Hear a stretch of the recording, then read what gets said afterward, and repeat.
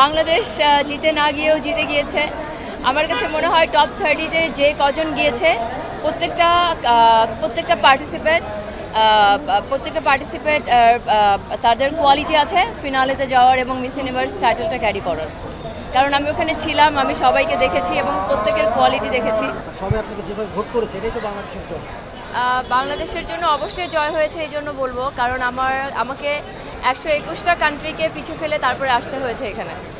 আর বাংলাদেশ থেকে এই প্রথম কেউ মিস ইউনিভার্স থেকে পজিশন পেল এবং বাংলাদেশের মানুষ যেভাবে এটার জন্য এগিয়ে এসেছে এবং যেভাবে ভোট করেছে, স্পেশালি সাধারণ জনগণ যেভাবে নেমে এসেছে, ইট মিনস এটাই আমাদের জয়ী।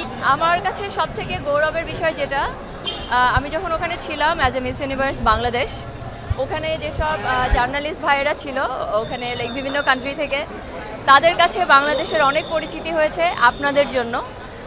আমার জন্য যারা ভোট করেছেন, যারা আমার জন্য কমেন্ট করেছেন, যারা আমার ভিডিও শেয়ার করেছেন, প্রত্যেকটা মানুষ কিন্তু হেল্প করেছে বাংলাদেশের পরিচিতির জন্য। তো ওই জায়গা থেকে আমাকে প্রত্যেকটা জার্নালিস্ট, প্রত্যেকটা অনেক কন্টেস্ট্যান্ট এবং মিস ইউনিভার্সের জাজ, তারা আমাকে বলেছে যে বাংলাদেশের মানুষ এত সাপোর্টিভ বিউটি প্যাজেন্টের ব্যাপারে এটা আমরা কখনো এক্সপেক্ট করি নাই। বাট তোমাদের বাংলাদেশের মানুষরা ভীষণ ভালো এবং দেশের মানুষরা ভীষণ সাপোর্টিভ। সো এটা আমার জন্য একটা সবথেকে বড় গৌরবের বিষয় অ্যাজ এ বাংলাদেশি।